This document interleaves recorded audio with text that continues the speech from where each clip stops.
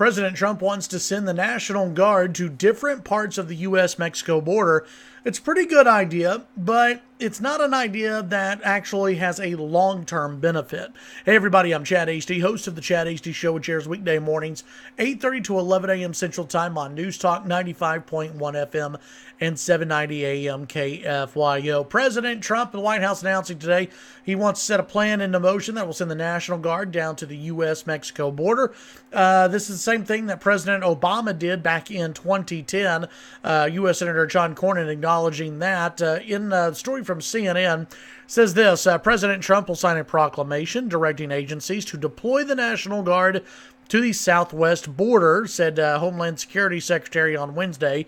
But key details like the number of troops, how long they'll be deployed, how much it'll cost, and where they will go are all still being finalized. Quote, the president has directed the Department of Defense and Department of Homeland Security work together with our governors to deploy the National Guard to our southwest border. The move follows days of public fuming by President Trump about immigration policy, during which he has tweeted about immigration legislation in Congress. A caravan of migrants is making its way through Mexico. By the way, they're going to turn back around. They're not going to the U.S. border.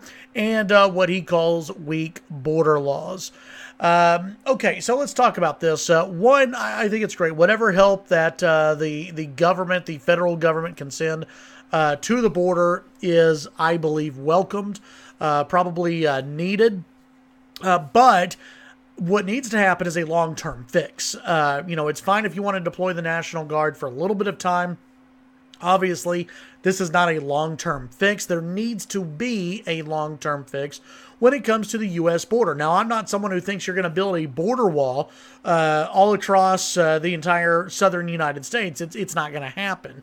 But I do think there needs to be enhanced security in different places, technology, drones, cameras, and in some places, there does, yes, need to be a wall that is actually built.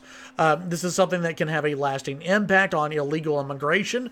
We also need to take care of visa overstays. We also need to make sure that our ports of entry are also very secure, because that's where actually most drugs flow through, is through the port of entries into the United States. So while I think this is a welcome move by the administration, it's not a long-term fix. It looks good. Maybe it buys some time.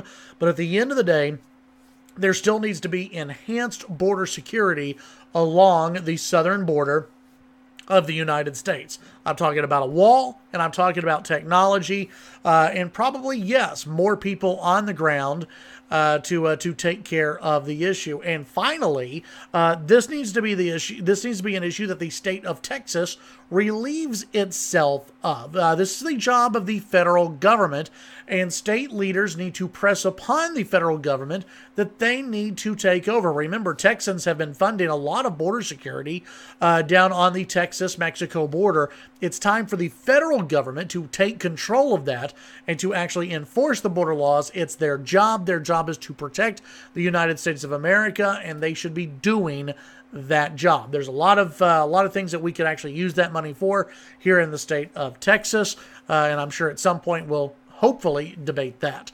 Tune in to the Chad Hasty Show weekday mornings, 8:30 to 11 a.m. Central Time.